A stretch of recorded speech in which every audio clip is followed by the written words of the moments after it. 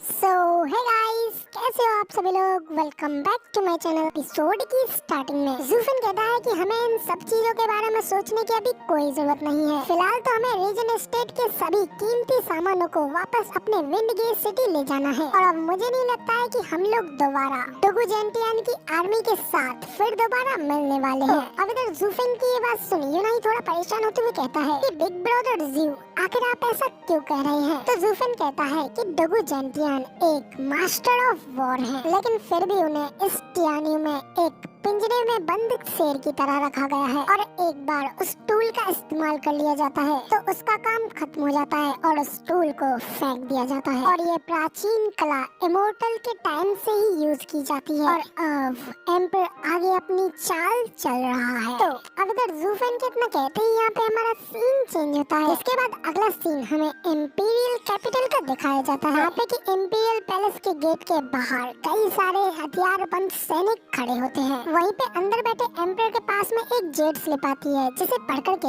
Emperor कहता है कि ज़ूफिन और गुसेंगटन अब एक दूसरे के रिश्तेदार बन गए हैं। और बाद में यहाँ तक कि उसने उसकी साइड पे उसका पूरा साथ दिया। आखिर ये सब कब से चल रहा है। ओह ज़ूफिन, तुम सच में वेस्ट से काफी ज्यादा करीब खेल रहे हो। यहाँ तक कि मैंने भी इस सब के बारे में बिल्कुल भी नहीं सोचा था। अब इधर एम्पर ये सब कह रहा होता है कि तभी दूसरी ओर वहाँ पे एम्पर के सामने उसका एक घबराते हुए एक सोल्जर आता है जो कि उसको रिपोर्ट करते हुए कहता है, योर मैजेस्टी, आप प्लीज इस जगह को खाली कर दे। विरोधी सेना काफी ज्यादा कड़ी मेहनत कर रही है और हमारे सिटी गार्ड्स अब खत्म होने की कगार पे हैं। इसलिए योर मैजेस्टी, आपकी सुरक्षा सबसे ज्यादा ऊपर सर्वप्रिय है। इसलिए आप प्लीज इस वर्ल्ड की सेफ्टी के बारे में सोचें और जल्द से जल्द इस इम्पीरियल कैपिटल को छोड़ दें। तो अब उस सोल्जर की ये सारी बातें सुनने के बाद एम्परर भी कहता है कि बिल्कुल भी नहीं,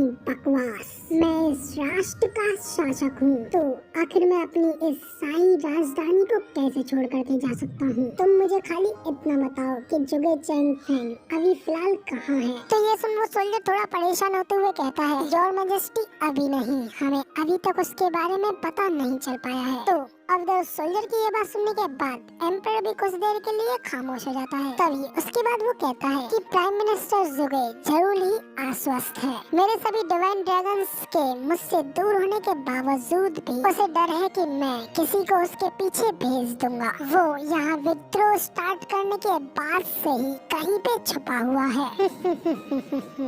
एक कायर इससे ज्यादा संभवतः क्या ही हासिल कर सकता है। वो कुरकुरा कमीना ओल्ड आदमी अपने आप को तभी दिखाएगा जब ये विद्रोह खत्म हो जाएगा। तो अब इधर एम्पर और वो सोल्जर ये सारी बातें कर ही रहे होते हैं कि तभी पीछे से थर्ड प्रिंस और क्राउन प्रिंस घबराते हुए आते हैं और कहते हैं कि इम्पीरियल फादर, सिटी गार्ड्स हार चुके हैं और यहाँ तक कि हमारी 6th ग्रेड की अरे भी पूरी तरीके से बर्बाद हो चुकी है। किसी कमीने ने हमारी उस अरे फॉर्मेशन को नष्ट कर दिया है और बाहर की सेना हमारी इम्पीरियल कैपिटल में एक बाढ़ की तरह आ रही है। इसलिए फादर, प्लीज आप यहाँ से इवैक्यूएट कीजिए, आप यहाँ से चले जाइए। तो ये सुन एम्पर कहता है कि वो ट्रस्टी ओल्ड मैन, उसके पास हमारी सिटी के अंदर कुछ छुपे हुए पंजे भी हैं। वो प्रहार करने के लिए एकदम सही क्षण का इंतजार कर रहा है। लेकिन मैं भी एक सच्चा सम्राट हूँ जिसे कि स्वर्ग का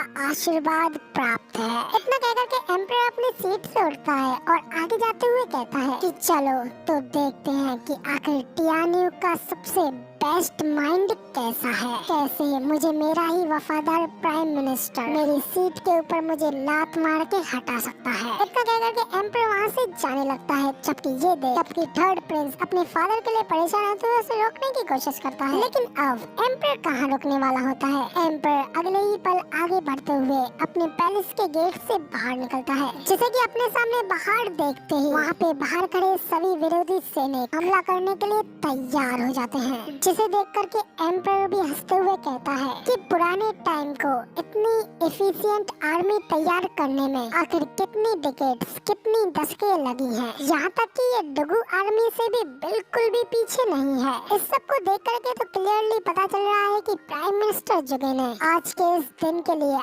अपनी बहुत ज्यादा विचारशीलता दिखाई है। तो अब इधर एक तरफ एम्परर ये सब कह रहा होता है कि तभी दूसरी ओर हमें सामने से प्राइम मिनिस्टर जुगे अपने लोगों के साथ आता हुआ दिखाई देता है कि हिज मैजेस्टी सच में अपने एम्परर होने के टाइटल के लिए वर्दी है। लाखों सैनिकों के सामने खड़े होकर के भी उनका सामना करने में उनके अंदर कोई भय नहीं दिखता। सचमुच आप एक वीर पुरुष हैं। तो अब जब एक तरफ जुगे चेंगफेंग ये सब कहते हुए सामने की ओर आ रहा होता है, जबकि दूसरी ओर ये देखकर के क्राउन प्रिंस उसके ऊपर चिल्लाते हुए कहता है कि कमीने जुगे, क्या तुम्ही ने यहाँ पे विद्रोह करने की हिम्मत की है? तो तभी अगले ही पल एम्परर क्राउन प्रिंस को शांत कराता और कहता है कि बच्चे तुम शांत हो जाओ। और फिर आगे वो कहता है कि जुगे चेंगफेंग दशकों से हमारा प्राइम मिनिस्टर है और तब से उन्होंने टियानी में बहुत अच्छी सेवाएं प्रदान की हैं। वो सचमुच हमारे टियानियों के एक वैल्यूएबल ऑफिशियल है, इसलिए एक लॉर्ड को किसी की भी इतनी आसानी से निंदा नहीं करनी चाहिए। तो अब इधर एम्परर की ये बात सुनने के बाद प्राइम मिनिस्टर जुगे भी हल्की से स्माइल करते हुए कहता है कि योर मैजेस्टी, लगभग हम लोग सेंचुरी से एक दूसरे के साथ काम कर रहे हैं, लेकिन आप अभी भी बिल्कुल वैसे ही सेम हैं, बिल्कुल सेम, एक हाइपोक्रेटिकल, एक पाखंडी। और अब जबकि मेरे पास पावर है, तो अब ये आपका एक आखिरी अंतिम क्षण है। क्या आप अभी भी एक बार के लिए भी बिल्कुल ईमानदार नहीं हो सकते हैं? तो अब इधर प्राइम मिनिस्टर जुगे की ये बात सुन एम्परर हंसते हुए कहता है कि प्राइम मिनिस्टर जुगे, आखिर तुम एक ऐसा क्वेश्चन क्यों पूछ रहे हो? पिछली कुछ सालों से मैं कोर्ट के मामलों से निपटने में मैं तुम्हारी प्रेजेंस से ही मैं प्रसन्न रहा हूँ। मैं ये पूरे विश्वास के साथ कह सकता हूँ कि अगर प्राइम मिनिस्टर जुगे नहीं होते तो हमारा आज का ये ग्लोरियस टियानी एम्पायर भी नहीं हो पाता। तो अगर एम्पायर की ये बात सुनने के बाद प्राइम मिनिस्टर जुगे भी जोर जोर से हंसने लगता है और कहता है कि ओ महान और बुद्धिमान सम्राट, मैं ये कमिट करता हूँ कि मैंने ये विद्रोह करने का जघन्य पाप किया है, जो कि एक राइटफुल लॉर्ड के लिए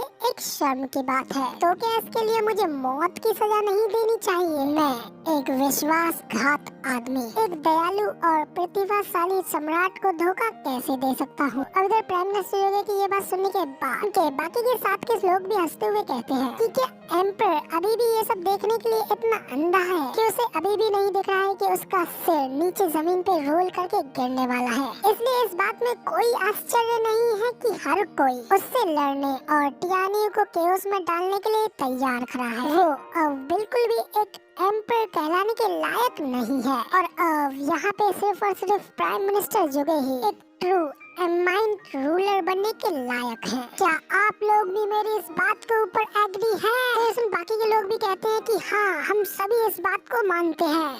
तो अब जब सभी लोग प्राइम मिनिस्टर के नारे लगा रहे होते हैं, ये देख करके एम्परर भी उन लोगों की ओर घूर करके देखता है। इसलिए प्राइम मिनिस्टर जुगे भी उस मिनिस्टर की ओर देखता है और उससे कहता है कि मिनिस्टर ऑफ अपॉइंटमेंट सर काओ, मैंने ये आपसे पहले भी कहा है कि आपकी ये चापलूसी बहुत ही ज्यादा ऑब्वियस है, इसलिए अब बेहतर रहेगा कि आप अब बिल्कुल शांत रहें और आगे कुछ न कहें। और आप अभी भी एक चीज के बारे में गलत है कि हिज मैजेस्टी कोई पागल नहीं है, बल्कि ये एक बहुत ही ज्यादा शार्प और धूर्त आदमी है, जिनके के बारे में मैं अच्छे तरीके से जानता हूँ। मैं अपनी पूरी जिंदगी उनसे लड़ता रहा हूँ और अगर ये मूर्ख ही होते तो क्या मैं ये सब करने के लिए इनसे भी ज्यादा बड़ा मूर्ख नहीं कहलाया जाता? तो अब इधर प्राइम मिनिस्टर जो है कि ये बात सुनने के बाद उस मिनिस्टर की भी बोलती बंद हो जाती है और वो घबराते हुए कहता है कि प्राइम मिनिस्टर सर, तो क्या इसका मतलब ये है कि हिज मैजेस्टी सचमुच काफी ज्यादा बुद्धिमान व्यक्ति हैं? तो प्राइम मिनिस्टर जो कहते हैं कि हाँ बिल्कुल, हिज मैजेस्टी बहुत ही ज्यादा बुद्धिमान व्यक्ति हैं और इससे भी ज्यादा ये एकदम सटीक चतुर व्यक्ति हैं। क्या आपको पता है कि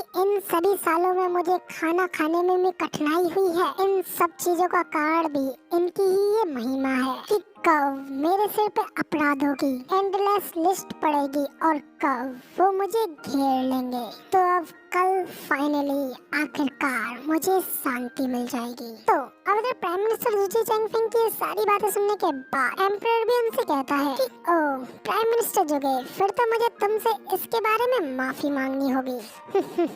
मैं अवश्य ही आपके लिए एक बहुत बड़े सिरदर्द का कारण बना हूँगा। तो तभी प्राइम मिनिस्टर जुगे भी कहते हैं कि योर मैजेस्टी, क्या आप अभी भी मदद आने का इंतजार कर रहे हैं? फिर चलो ठीक है, तो फिर कोई बात नहीं। मैं आपको बता दूं कि आपके द्वारा वो तैयार किए गए 50,000 वो स्ट्रॉन्ग इंपीरियल गार्ड्स, उनके साथ कुछ ऐसा हुआ है कि उन्हें मेरे पास हमारे जो क्वानोंग एम्पायर के मित्र हैं वो लोग उनकी अच्छी देखभाल कर रहे होंगे, और मेरे ख्याल से तो अब तक तो वो सेना पूरी तरीके से खत्म भी हो गई होगी। तो अब इधर प्राइम मिनिस्टर जो है के मुंह से उस सारी आर्मी को खत्म होने की बात सुन करके थर्ड प्रिंस और क्राउन प्रिंस काफी ज्यादा हैरान हो जाते हैं और कहते हैं कि क्या तुम ये क्या कह रहे हो, जबकि दूसरी ओर एम्पर अभी भी आराम से खड़ा होता है। लेकिन तभी इसी के साथ हमारा ये वाला एपिसोड यहाँ पे खत्म हो जाता है, और अब इसका अगला एपिसोड आप लोगों को कल देखने को मिलेगा। फिलहाल ये वीडियो पसंद आई तो वीडियो को लाइक कर देना, साथ ही कमेंट करके जरूर बताना कि आपको हमारा ये वाला वीडियो का एक्सप्लेनेशन कैसा लगा, और ऐसी अमेजिंग वीडियोस को देखने के लिए चैनल को सब्सक्राइब जरूर से कर देना। शुक्रिया, मिलते हैं अगली वीडियो में।